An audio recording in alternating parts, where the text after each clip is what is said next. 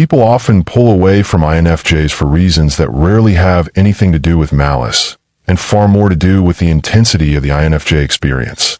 Being close to an INFJ can feel like standing in a beam of light that reveals far more than you expected to see. Their natural gift for perceiving what others are feeling, even when those feelings are hidden or unspoken, can be both comforting and unsettling. Some people find it unnerving to be so deeply read without explanation, as if their private thoughts and emotions are being quietly held up to the light. It's not that INFJs pry, but their presence has a way of bypassing the masks people wear, and that level of exposure can make some retreat.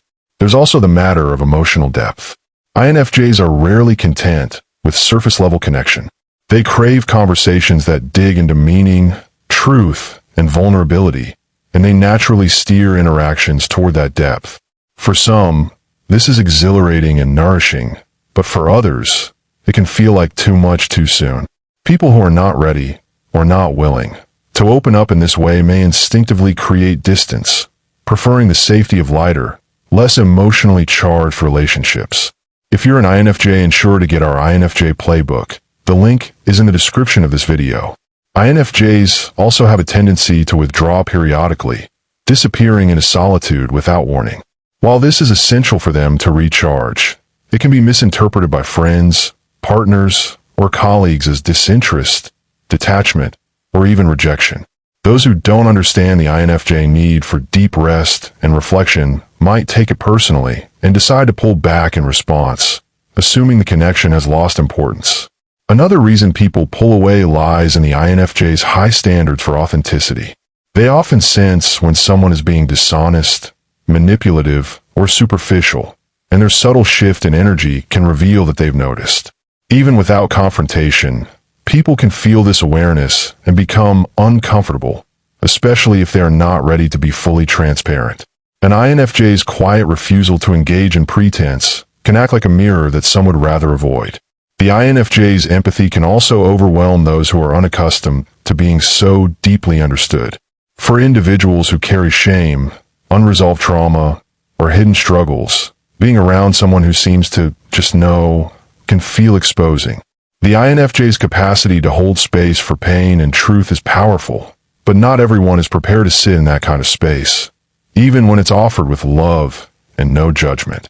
In some cases, people withdraw because they sense the INFJ sees beyond the role they're used to playing. This can disrupt dynamics where someone relies on a certain image, whether it's the strong one, the confident one, or the carefree one. The INFJ's insight can strip away that role, revealing the vulnerable human beneath. And while this can be healing in the right context, it can also feel threatening to those not ready to shed that layer. INFJs can make others aware of their own emotional and moral inconsistencies simply by living in alignment with their values. This isn't about judgment, it's about contrast. When someone encounters a person who quietly but firmly lives according to their inner compass, it can provoke discomfort in those who compromise theirs. Rather than facing the discomfort, some choose the easier path of distancing themselves. Another reason people sometimes pull away from INFJs is the intensity of emotional connection that develops in a short period of time. INFJs have a way of creating a safe space where someone feels understood more deeply than they have in years, perhaps ever. This can lead to a kind of emotional acceleration, where bonds form quickly and conversations skip over small talk entirely. For some, this rapid closeness is exhilarating, but for others, it's disorienting. They may fear losing their independence, feeling vulnerable too soon, or exposing parts of themselves they usually keep guarded, and so they step back to regain what they perceive as emotional control. INFJs also tend to challenge people without even meaning to. Their observations and questions often cut through surface narratives and touch on the heart of matter. While this can be enlightening, it can also make others feel as though they're being gently, but persistently, pushed toward truths they might not be ready to face. The INFJ rarely does this with an agenda. It's simply their nature to seek clarity and understanding.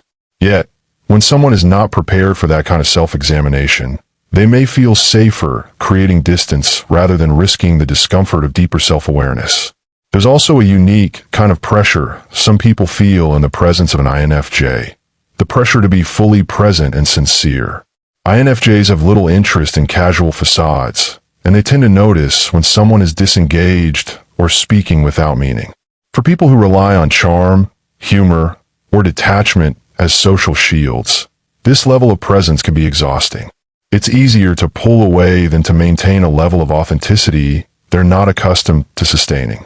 INFJs often hold a vision of who someone can become, seeing potential long before the person sees it themselves. While this is rooted in hope and encouragement, it can be intimidating to be seen for not only who you are, but who you could be. For some, this vision feels like inspiration. For others, it feels like pressure. They may fear they'll never live up to the image the INFJ sees, and instead of communicating that fear, they quietly drift away. There's also the matter of the INFJ's occasional emotional opacity. While they are masters at reading others, they are far less likely to share the full depth of their own inner world. This can leave people feeling like the emotional flow is one-sided. They are fully seen, yet they cannot fully see the INFJ in return. For individuals who crave equal transparency, this imbalance can be unsettling, and they may step back, assuming the INFJ's guardedness means a lack of trust or commitment. In relationships, whether platonic or romantic, the INFJ's need for depth, truth, and mutual growth can act like a magnifying glass over the connection. Those who are unprepared for that level of intensity often find themselves pulling away, not because they dislike the INFJ, but because they're not ready for the kind of self-revelation and emotional engagement the relationship naturally demands. The irony is that the very qualities that cause people to distance themselves from INFJs, the insight, the depth, the authenticity, are the same qualities that many later realize were rare and irreplaceable. Sometimes, the pull away is not permanent. It's a temporary retreat until they are ready to return to the depth they once found too much to handle. Some people also pull away from INFJs because of how their presence naturally disrupts unhealthy patterns. INFJs have a quiet way of noticing inconsistencies between someone's words and actions, between what they claim to want and how they actually live. They may not point these things out directly, but their awareness can be felt. For someone who's clinging to denial or avoiding responsibility, simply being around an INFJ can feel like standing too close to a mirror that shows more than they're ready to see. Distancing themselves becomes a way to avoid that mirror altogether. At times, people pull away because the INFJ refuses to participate in certain social norms or relational games. Many interactions are built on unspoken agreements to keep conversations safe, to avoid touching certain truths, or to maintain illusions that benefit everyone involved. INFJs rarely engage in such performances. Their authenticity often disrupts these fragile constructs, and for those who depend on them, the easiest solution is to step away from the INFJ's orbit. In some cases, the reason is as simple as the INFJ's unwillingness to enable destructive behavior. They are compassionate, but their compassion is not blind. If someone's actions are harmful to themselves or others, the INFJ's quiet boundaries can feel like resistance. For someone used to others tolerating or excusing their behavior, the INFJ's refusal to do so can be jarring enough to make them withdraw entirely. There are people who simply aren't ready for the depth of relationship that INFJs instinctively create. The INFJ connection is rarely casual. It's a current that pulls you into honesty, self-reflection, and emotional growth. While some find that current irresistible, others find it too deep, too demanding, or too revealing. For those who prefer to keep their inner life untouched, pulling away can feel like the only way to stay in familiar, shallower waters.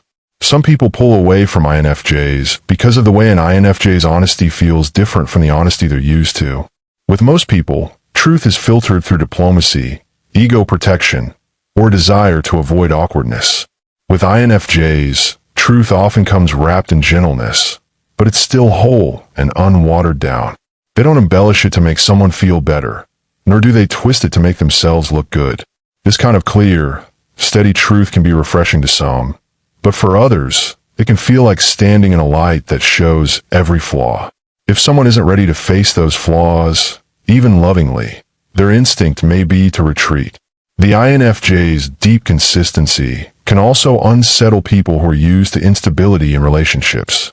While many people say they value stability, some are unconsciously drawn to drama, unpredictability, or the push and pull dynamic of attention and withdrawal.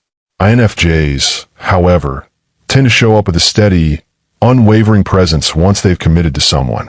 For someone addicted to emotional highs and lows, that steadiness can feel almost boring. Or worse, it can force them to confront their own discomfort with healthy connection. Pulling away may be their way of slipping back into the chaos they know. At times, people withdraw because they realize the INFJ can't be manipulated in the ways they might be used with others. INFJs, while compassionate, have strong internal boundaries. They might go along quietly for a while, but the moment they sense exploitation, dishonesty, or emotional games, they step back without hesitation. For someone who relies on those tactics to feel in control, the inability to sway the INFJ can be frustrating enough to make them leave.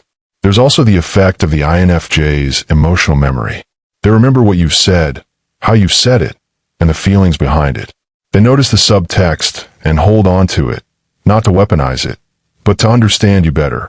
Yet, for someone who wants to pretend the past didn't happen, or rewrite their own behavior, this level of memory can feel threatening. Distance becomes a way to avoid being reminded of truths they'd rather forget. INFJs also tend to grow and evolve in noticeable ways over time, often shifting their priorities, goals, and even relationships to align more closely with their inner truth. While they rarely force others to change, their growth can make people around them feel exposed or left behind. Someone who is comfortable staying the same might interpret the INFJ's evolution as judgment or rejection, even when it's not intended that way, and they may withdraw rather than adapt alongside them. Sometimes, the distance is simply a matter of the INFJ's intensity in valuing time and energy. They rarely tolerate relationships that run on autopilot or survive only on shared history. If they feel a connection has become shallow or misaligned, they will subtly but decisively redirect their energy. This withdrawal, though natural for the INFJ, can make the other person preemptively step away to avoid feeling the slow fade. Some people pull away from INFJs because their very presence has a way of awakening things in others that have long been buried. An INFJ's energy can stir up old emotions, forgotten dreams, and unresolved wounds, not because they deliberately provoke them, but because their depth naturally resonates with those deeper layers. For someone who has spent years keeping such things locked away, this awakening can feel destabilizing. Rather than leaning into the process, they may distance themselves to avoid confronting feelings they aren't ready to handle. INFJs also carry a quiet intensity that doesn't fade with time. Many people are used to relationships that start out vibrant, but gradually settle into a more superficial rhythm. INFJs tend to maintain their depth over the long term, continuing to engage with the same curiosity, attentiveness, and emotional investment they showed at the start. While some find this unwavering depth a gift, others may feel it's too much, especially if they are more comfortable with relationships that coast along on autopilot. The INFJ's moral grounding can also create distance. They tend to live by a set of values that aren't easily bent by convenience or pressure. For someone who prefers moral flexibility, choosing what's right based on what benefits them in the moment, being close to an INFJ can feel restrictive. The INFJ isn't likely to condone harmful choices, and their quiet disapproval, even without direct confrontation, can be enough to make someone pull away. There's also the challenge of reciprocity.